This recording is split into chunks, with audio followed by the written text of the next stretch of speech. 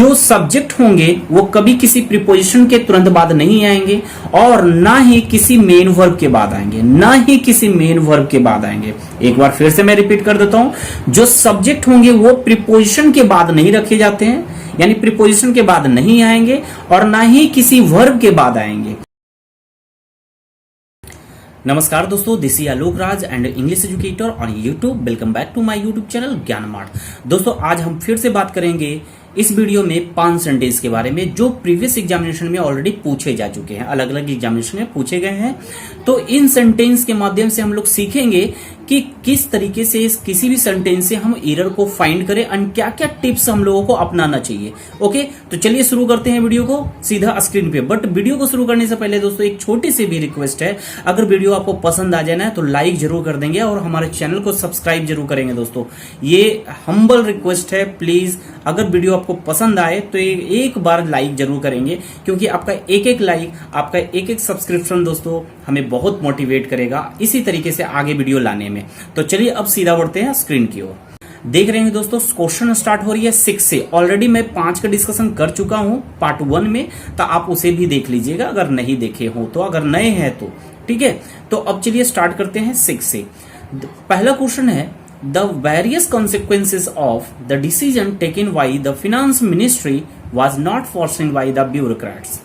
अब इसमें करना क्या है दोस्तों, आई होप कि आपको पता है, एरर फाइंड करना है ए बी सी में से, राइट। अगर लगता है ए पार्ट में एरर है तो आपका आंसर ए हो जाएगा, अगर लगता है किसी पार्ट में एरर नहीं है तो आपका आंसर होगा डी नंबर, यानी नो एरर। तो बताएंगे किस पार्ट में एरर है।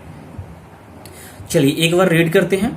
The various consequences of the decision taken by the finance ministry. अब इस बात को जरा समझेंगे।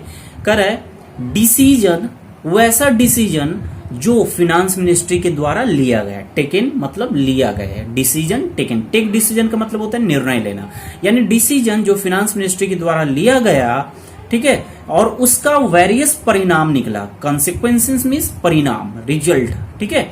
तो वेरियस कॉन्सिक्वेंसेस किसका परिणाम निकला, तो उस डिसीजन का जो फिनेंस मिनिस्ट्री के द्वारा लिया गया, ठीक है। यहां तक बात समझ में आ रही है। अब आगे बढ़ते हैं। वाज नॉट फोर्सिन, एक मिनट रुकेंगे। ये बात जो आया है दोस्तों, ये एक्जुलरी वर्ब है, यानी हेल्पिंग वर्ब है। तो हेल्पिंग वर्ब जब भी सेंटेंस में वर्ब आए तो वो सिंगुलर या प्लूरल फॉर्म में होते ही है। तो वाज दोस्तों सिंगुलर फॉर्म में है, तो बताएंगे अगर ये सिंगुलर है तो इसका सब्जेक्ट तो कोई ना कोई होगा ना, क्योंकि हर एक वर्ब का कोई ना कोई सब्जेक्ट होता है, तो इस वर्ब का भी कोई सब्जेक्ट होगा। तो इसका मतलब है दोस्तों, पहला रूल आप जान ले कि जब भी कॉमन एरर फाइंड कर रहे हैं तो पहले आप सब्जेक्ट को पकड़ो और सब्जेक्ट के अकॉर्डिंग क्या वर्ब आया है कि नहीं है, इस पॉइंट को आपको हमेशा ध्यान रखना है। क्योंकि दोस्तों 60% इससे एरर दिए जाते हैं। जी हाँ, 60% फैक्ट मैं बता रहा हूं, 60% इसी से एरर दिए जाते हैं कि सब्जेक्ट एंड वर्ब एग्रीमेंट से। सब्जेक्ट होता है सिंगुलर एंड वर्ब आपको मिल जाएंगे प्लूरल, या फिर सब्जेक्ट प्लूरल होते हैं तो वर्ब दिए जाते हैं सिंगुलर। तो इसमें ज्यादा चांसेस होते हैं एरर होने का। तो एक बार इस चीज को आप हमेशा गौर करोगे, ठीक है। अब देखेंगे कि वाज आया है तो क्या वाज सिंगुलर है, वाज तो सिंगुलर है, तो क्या वाज सब्जेक्ट के अकॉर्डिंग आया है या नहीं है। तो चलिए वाज का हम सब्जेक्ट को ढूंढते हैं। तो कुछ लोगों को लग रहा होगा फिदा फिनांस मिनिस्ट्री ही सब्जेक्ट है जो सिंगुलर फॉर्म में है, इसलिए वाज बिल्कुल सही है। ये गलत है दोस्तों। क्या फिनांस मिनिस्ट्री सबसे स्टार्टिंग वर्ड है, इस सेंटेंस का सबसे स्टार्टिंग वर्ड है फिनेंस मिनिस्ट्री? नहीं ना। जब वो सबसे स्टार्टिंग शब्द ना हो तो आप बिल्कुल उसे तुरंत डिसीजन ना करें कि यही सब्जेक्ट है। हो भी सकता है कि यही सब्जेक्ट हो और नहीं भी हो सकता है, तो एक बार चेक करना आपका फर्ज बनता है कि फिनेंस मिनिस्ट्री सब्जेक्ट है या नहीं है। अब रूल जान ले कि कैसे पकड़ेंगे कि ये सब्जेक्ट है कि नहीं है। पहला तरीका, जो सब्जेक्ट होगा दोस्तों, जो सब्जेक्ट होगा वो कभी भी किसी प्रीपोजिशन के बाद नहीं आएगा। रिपीट, 2 पॉइंट को आपको ध्यान रखना है। जो सब्जेक्ट होंगे वो कभी किसी प्रीपोजिशन के तुरंत बाद नहीं आएंगे और ना ही किसी मेन वर्ब के बाद आएंगे, ना ही किसी मेन वर्ब के बाद आएंगे। एक बार फिर से मैं रिपीट कर देता हूं, जो सब्जेक्ट होंगे वो प्रीपोजिशन के बाद नहीं रखे जाते हैं, यानी प्रीपोजिशन के बाद नहीं आएंगे और ना ही किसी वर्ब के बाद आएंगे। तो इन दोनों चीजों से ही हम लोगों को सिंपल देखना है कि फिनेंस मिनिस्ट्री सब्जेक्ट है या नहीं है। तो एक बार देखेंगे, फिनेंस मिनिस्ट्री आया है टेकन बाई फिनेंस मिनिस्ट्री, यानी बाई प्रीपोजिशन है एंड उसके बाद फिनेंस मिनिस्ट्री का प्रयोग हुआ है, तो इसका मतलब है ये सब्जेक्ट हो ही नहीं सकता, क्योंकि ये प्रीपोजिशन के बाद आने वाला जो नाउन और प्रोनाउन होते हैं उसे हम ऑब्जेक्ट कहते हैं। तो ये ऑब्जेक्ट का काम कर रहा है दोस्तों, ये सब्जेक्ट रहा ही नहीं। आई होप कि यू आर गेटिंग कि फिनेंस मिनिस्ट्री सब्जेक्ट नहीं रहा, क्योंकि ये प्रीपोजिशन के बाद है, प्रीपोजिशन के बाद आया है, तो इसे आप सब्जेक्ट नहीं मानोगे। तो अब ये तो सब्जेक्ट क्लियर हो गया, फिनेंस मिनिस्ट्री सब्जेक्ट नहीं है। तो चलिए हम सब्जेक्ट को ढूंढते हैं, आगे बढ़ेंगे। बाई के ठीक पहले देखेंगे टेकन वर्ड आया, वो मेन वर्ब है। मेन वर्ब सब्जेक्ट का काम यहां नहीं कर रहा है। डिसीजन नाउन है दोस्तों, डिसीजन नाउन है, लेकिन नाउन तो आ गया क्योंकि सब्जेक्ट जनरली नाउन या प्रोनाउन होते हैं, राइट। तो यहां देखेंगे डिसीजन नाउन है, क्या डिसीजन भी किसी प्रीपोजिशन या किसी भी वर्ब के बाद तो नहीं आया, एक बार चेक कर लेंगे। तो देखेंगे डिसीजन भी दोस्तों ऑफ के बाद आया है। जब ऑफ प्रीपोजिशन है और प्रीपोजिशन के बाद अगर आया है नाउन या प्रोनाउन, तो ये भी होंगे किस फॉर्म में, इसे भी समझेंगे हम ऑब्जेक्ट, सब्जेक्ट नहीं समझेंगे। यानी डिसीजन भी सब्जेक्ट नहीं हुआ, ये ऑब्जेक्ट हुआ। अब बात आती है दोस्तों, अब आगे बढ़ते हैं। ऑफ के ठीक पहले अब जाते हैं तो देखेंगे मिल रहा है, कौन सा वर्ड मिल रहा है, the various consequences, the various consequences, यही वर्ड है दोस्तों। अब इसे भी चेक कर लेते हैं क्या ये सब्जेक्ट है कि नहीं है। तो देखेंगे यही तो सबसे स्टार्टिंग शब्द है, इससे पहले कोई भी प्रीपोजिशन या मेन वर्ब नहीं है, तो इसका मतलब ये है कि कंसेक्वेंसेज ही सब्जेक्ट है, कंसेक्वेंसेज ही सब्जेक्ट है एंड इसी के अकॉर्डिंग आगे वर्ब वाज लिखा जाना चाहिए। तो देखेंगे कंसेक्वेंसेज प्लूरल फॉर्म में है, किस फॉर्म में है दोस्तों, प्लूरल फॉर्म में है, तो वर्ब भी किस फॉर्म में होना चाहिए, प्लूरल फॉर्म में होना चाहिए। तो आपको क्या करना होगा, डी पार्ट में एरर, सॉरी सी पार्ट में एरर है, वाज को रिप्लेस करेंगे वर्ब में। अब आगे देखेंगे दोस्तों, नेक्स्ट क्वेश्चन है, you must either tell me the whole story or at least the first half of it. बताएंगे किस पार्ट में एरर है। दोस्तों पढ़ने में तो बिल्कुल सही लग रहा है कोई एरर भी नहीं है और मीनिंग भी इसका समझ में आ रहा है। कहना चाह रहा है कि you must either tell me, या तो तुम्हें मुझे बताना चाहिए, क्या बताना चाहिए, द होल स्टोरी, या तो तुम्हें मुझे पूरी कहानी बताना चाहिए, या फिर कम से come the first half of it, यानी उस पूरी कहानी का जो पहला आधा भाग है वो मुझे बताना चाहिए। या तो पूरी कहानी बताना चाहिए या फिर पूरी कहानी का आधा का पहला भाग मुझे बता देना चाहिए।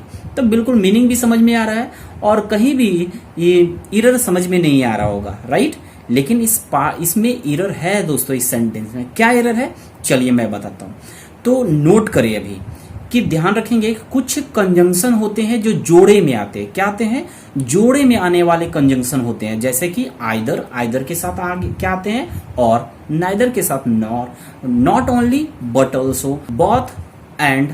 ये कुछ ऐसे कंजंक्शन है जो हमेशा पेयर में आते हैं, जोड़े में आते हैं। तो जब जोड़े में आने वाले जो कंजंक्शन होते हैं तो इसके साथ एक रूल है, एक पॉइंट है जो आपको ध्यान रखना है। क्या रखना है कि जो पहला कंजंक्शन होंगे, यानी आइदर और का अगर हम लेते हैं एग्जाम्पल में, तो आइदर के बाद जो भी पार्ट्स ऑफ स्पीच आएंगे वही पार्ट्स ऑफ स्पीच और के बाद भी आना चाहिए। आई रिपीट कि जो पेयर में आने वाले कंजंक्शन होते हैं, पहले वाले कंजंक्शन के तुरंत बाद जो भी पार्ट्स ऑफ स्पीच का प्रयोग होगा वही पार्ट्स ऑफ स्पीच का प्रयोग दूसरे वाले कंजंक्शन के बाद भी होना चाहिए। अगर पहले वाले कंजंक्शन के तुरंत बाद कोई नाउन या प्रोनाउन आया है, नाउन प्रोनाउन को एक ही मानना है, ठीक है ना, बाकी सब अलग अलग है। नाउन प्रोनाउन, क्योंकि प्रोनाउन नाउन के बदले आते हैं इसलिए नाउन प्रोनाउन को हम एक ही मानेंगे। अगर पहला वाला कंजंक्शन के बाद कोई सपोज मान लो कि वर्ब आया है, पहला वाला कंजंक्शन के बाद अगर वर्ब आया है तो दूसरे वाले कंजंक्शन के बाद भी वर्ब आना चाहिए। अगर पहले वाले कंजंक्शन के बाद कोई नाउन आया है तो दूसरे वाले कंजंक्शन के बाद भी नाउन या प्रोनाउन आना चाहिए। एडजेक्टिव का प्रयोग नहीं हो सकता है। अगर पहले वाले नाउन के बाद कोई वर्ब आ गया है और दूसरे वाले के बाद कोई एडजेक्टिव आ गया है तो इस तरीके से लिखना गलत हो जाएगा। तो याद यही रखना है कि चेक करना है कि जो दोनों पेयर में आने वाले कंजंक्शन है उसके दोनों के बाद आने वाला पार्ट्स ऑफ स्पीच क्या सेम है या नहीं है। तो लेट अस चेक, हम लोग चेक करते हैं। पार्ट ए में देखेंगे दोस्तों आइदर का प्रयोग जो हुआ है, आइदर के बाद क्या आया है, तो देखेंगे मेन वर्ब का प्रयोग हुआ आइदर टेल, है ना। Either tell, tell main verb का काम हुआ है तो और के बाद भी मेन वर्ब होना चाहिए। तो एक बार चेक करेंगे, और के बाद at least first half of it, यानी कहीं भी मेन वर्ब नहीं है, और के बाद कहीं भी मेन वर्ब नहीं है। तो इसका मतलब है दोस्तों कि यही दोनों का पोजीशन सही नहीं है। चाहे तो आइदर का पोजीशन कुछ और होना चाहिए या फिर और का पोजीशन कहीं और होना चाहिए। तो किसे अब बदलेंगे? अब तो बात आती है ये कि हम बदले तो किसे बदले, क्योंकि ए आइदर है ए पार्ट में एंड और है बी पार्ट में, किसे हम पोजीशन बदलेंगे? तो एक बार चेक करेंगे इस ढंग से, जरा देखेंगे दोस्तों। आइदर के बाद मेन वर्ब आ गया, राइट, और के बाद कोई भी मेन वर्ब नहीं है, नहीं है ना, नहीं है। तो आपको क्या करना है, तो जरा देखेंगे कि और के आसपास में, ज्यादा दूर नहीं जाना है, एक दो शब्द आगे पीछे देखेंगे कोई भी मेन वर्ब है क्या, कोई भी वर्ब है और के बाद या और के पहले, जस्ट पहले, ज्यादा दूर नहीं जाना है, आसपास में देखना है कि और के बाद कोई भी वर्ब आ रहा है, नहीं आ रहा है ना। तो इसका मतलब है और का पोजीशन अपने जगह पर सही है, आइदर का पोजीशन गड़बड़ है। तो आइदर के पास जाएंगे। अब पहले आइदर के पास जाने से पहले एक बार और को देख लेंगे, और किसके पहले आया है। तो और जो आया है दोस्तों, एटलीस्ट को ध्यान नहीं देना है दोस्तों, यहां देखना है कि और जो है मेन और किसको जोड़ रहा है, किसको कनेक्ट कर रहा है। दोस्तों यहाँ एटलीस्ट को ध्यान नहीं देना है, इसलिए नहीं देना है कि और जो है जो जोड़ रहा है दोस्तों, वो the first half of it को जोड़ रहा है। किसे जोड़ रहा है? The first half of it को। तो द फर्स्ट हाफ जो है वो एक नाउन है। क्या है दोस्तों? नाउन है। तो इसका मतलब है और अगर नाउन के पहले आया है तो आइदर का भी प्रयोग किसी नाउन के पहले होना चाहिए, प्रोनाउन के पहले होना चाहिए। तो देखेंगे आइदर के आसपास में कोई भी नाउन है क्या, तो बिल्कुल मिलेगा। होल स्टोरी, क्या मिलेगा दोस्तों? Whole story. तो इसका मतलब है कि आइदर का प्रयोग होना चाहिए होल स्टोरी के ठीक पहले। कहां होना चाहिए? होल स्टोरी के ठीक पहले। अब अगर हम आइदर का प्रयोग होल स्टोरी के ठीक पहले रखते हैं तो एक बार जरा चेक करेंगे क्या अब दोनों का पेयरिंग सही हुआ है कि नहीं है। आइदर द होल स्टोरी, या तो पूरी कहानी या फिर कम से कम आधी कहानी। अब देखेंगे बोलने में बिल्कुल सही लग रहा है, लेकिन मेन वर्ब के पहले था तो ये मीनिंगलेस हो जा रहा था दोस्तों। तो सही पोजीशन चेक करने के लिए एक बार आपको ये ध्यान में रखना है इस पॉइंट को कि जो भी पेयर में आने वाले कंजंक्शन है उन दोनों के बाद जो भी पार्ट्स ऑफ स्पीच आएंगे दोनों सेम होना चाहिए, राइट। चलिए दोस्तों अब अगला देखेंगे। नेक्स्ट क्वेश्चन है, it is I who is to blame for this bad situation. बताएंगे किस पार्ट में एरर है। बहुत आसान है दोस्तों, एरर है हमारा बी पार्ट में। क्या एरर है चेक करेंगे। देखेंगे दोस्तों कि जब भी आपको सेंटेंस में कोई रिलेटिव प्रोनाउन मिले, क्या मिले? Relative pronoun. तो यहाँ हु जो देख रहे हैं वो बी पार्ट में who is to blame, who जो है एक रिलेटिव प्रोनाउन है। अगर आप लोगों को नहीं पता है कि रिलेटिव प्रोनाउन क्या है तो मैं इससे रिलेटेड एक वीडियो जल्दी ही सेपरेट वीडियो प्रोनाउन का लाने वाला दोस्तों, जिसमें हम डेप्थ में पढ़ेंगे सारे प्रकार प्रोनाउन के बारे में एंड रिलेटिव प्रोनाउन के बारे में भी, ठीक है। तो अभी आप यहाँ ध्यान रखेंगे कि हु जो है एक रिलेटिव प्रोनाउन है एंड जब भी रिलेटिव प्रोनाउन के बाद कोई भी वर्ब आते हैं तो वो वर्ब हमेशा रिलेटिव प्रोनाउन के ठीक पहले वाले शब्द के अनुसार आएंगे। किसके अनुसार आएंगे? पहले वाले शब्द। तो पहला वाला शब्द क्या है? आई। तो आई के अकॉर्डिंग ही आएगा हु के बाद वाला वर्ब। तो हु के बाद जो आए हैं वर्ब इज, तो देखेंगे क्या आई जो है हु के ठीक पहले कौन सा शब्द है? आई। तो आई क्या कभी भी इज आता है क्या आई के साथ? इज नहीं ना। तो आई के लिए हम प्रयोग करते हैं एम। तो यहाँ इज को रिप्लेस करेंगे एम के साथ। यही एरर है इस सेंटेंस में। ओके दोस्तों, तो आप हमेशा इस पॉइंट को ध्यान रख ले कि रिलेटिव प्रोनाउन के बाद आने वाला वर्ब रिलेटिव प्रोनाउन के पहले वाले शब्द के अनुसार आता है। I hope you are getting. Next देखेंगे। नेक्स्ट है हमारा योर सक्सेस। यहाँ टाइपिंग मिस्टेक है, यू लिखा गया है, योर होगा, ठीक है। Your success in the IAS examinations depend not only on what papers you have selected but also how you have written them। बताएंगे दोस्तों किस पार्ट में एरर है। सेंटेंस थोड़ी लंबी है लेकिन उम्मीद है कि आसानी से आप लोग एरर ढूंढ लेंगे। तरीका वही है दोस्तों। पहला रूल जो मैंने पहले वाले क्वेश्चन में बताया था 6 नंबर में, क्या बताया था कि जब भी सेंटेंस में कोई भी वर्ब आए तो एक बार चेक करना है कि वो वर्ब सब्जेक्ट के अकॉर्डिंग है या नहीं है, राइट। सब्जेक्ट के अकॉर्डिंग है या नहीं है एक बार जरूर चेक करेंगे। ओके चलिए देखते हैं दोस्तों किस पार्ट में एरर है। Your success in the IAS examination depend एक बार ध्यान दे देंगे दोस्तों, जो मैंने पहले वाले ही क्वेश्चन में डील किया था कि ये बताया था कि जब भी आप कॉमन इरर बना रहे हैं तो सबसे पहले आपको ध्यान रखना है कि सब्जेक्ट एंड वर्ब का क्या ये दोनों अपने अकॉर्डिंग आए हैं कि नहीं आए, दोनों एक दूसरे से एग्री कर रहे हैं कि नहीं कर रहे हैं। अगर सब्जेक्ट सिंगुलर है तो वर्ब भी सिंगुलर फॉर्म में होना चाहिए, अगर सब्जेक्ट प्लूरल है तो वर्ब भी प्लूरल फॉर्म में होना चाहिए। तो इन चीजों को आप लोग हमेशा ध्यान रखेंगे। तो इसमें भी दोस्तों इसी से इरर दिया गया है। क्या इरर है देखेंगे, डिपेंड जो आया है आईएएस एग्जामिनेशन के बाद डिपेंड आया है, ये मेन वर्ब है, ठीक है। तो जब मेन वर्ब आया है और ये MB1 आया है, फर्स्ट फॉर्म में आया है, जब भी मेन वर्ब फर्स्ट फॉर्म में आए तो बगैर एस का रहेंगे तो उसे हम प्लूरल मानेंगे, अगर एस लगा रहेगा तो इसे आप सिंगुलर मानेंगे। क्या मानेंगे? सिंगुलर मानेंगे। तो डिपेंड जो है दोस्तों बगैर एस का आया है तो ये प्लूरल फॉर्म में है, तो जब ये प्लूरल फॉर्म में है तो सब्जेक्ट भी प्लूरल फॉर्म में होना चाहिए। एक बार चेक करेंगे तो देखेंगे डिपेंड के पहले जो मेन वर्ब है उसके पहले वाला शब्द क्या आया है? एग्जामिनेशंस। बहुत लोग सोचते होंगे यही शब्द जो है सब्जेक्ट है, लेकिन ऐसा अगर आप सोच रहे हैं दोस्तों तो ये गलत है। मैं पहले ही बता दिया हूं, ये जरूरी नहीं कि वर्ब के ठीक पहले वाला शब्द ही वो सब्जेक्ट हो, ऐसा जरूरी नहीं है दोस्तों। तो एक बार कैसे चेक करेंगे कि ये सब्जेक्ट है कि नहीं है?